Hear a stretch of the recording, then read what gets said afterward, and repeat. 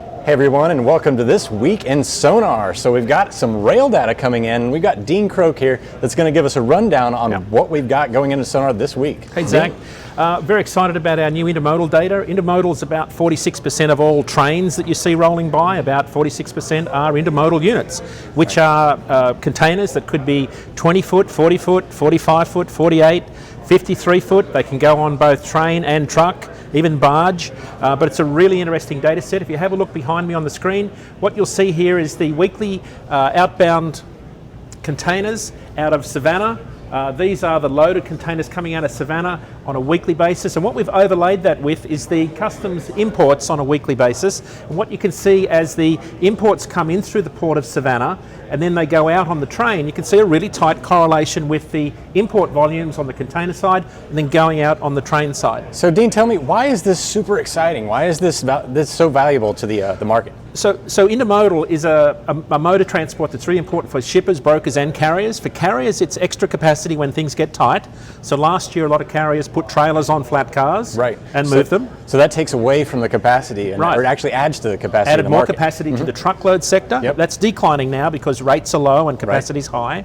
On the intermodal side, it's a great mode of transport for shippers because it's a lower cost. It takes longer, but it's a lower cost alternative for goods in the supply chain that can take longer from point to point. Right. So as these volumes increase, it kind of devalues the side of the trucking side. Correct. Correct. Okay. But it's a great alternative for a lot of shippers who have a lot of rail units and lines into their own plant. It gives them the ability to move a lot of product out that is not time sensitive. So being able to track the volume of intermodal container throughout the market internationally, because we've got data sets here that can talk about what's running between Mexico and Canada and bi-directional.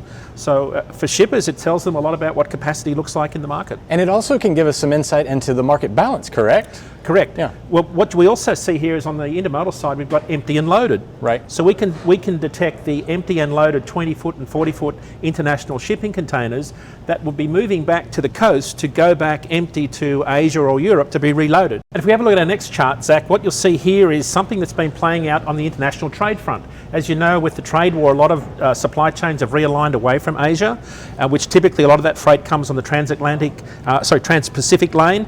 Here on this particular chart, what you can see is that the volumes of loaded containers coming from the west coast to the east coast, Los Angeles to Chicago, that's the orange line, are down about 14%.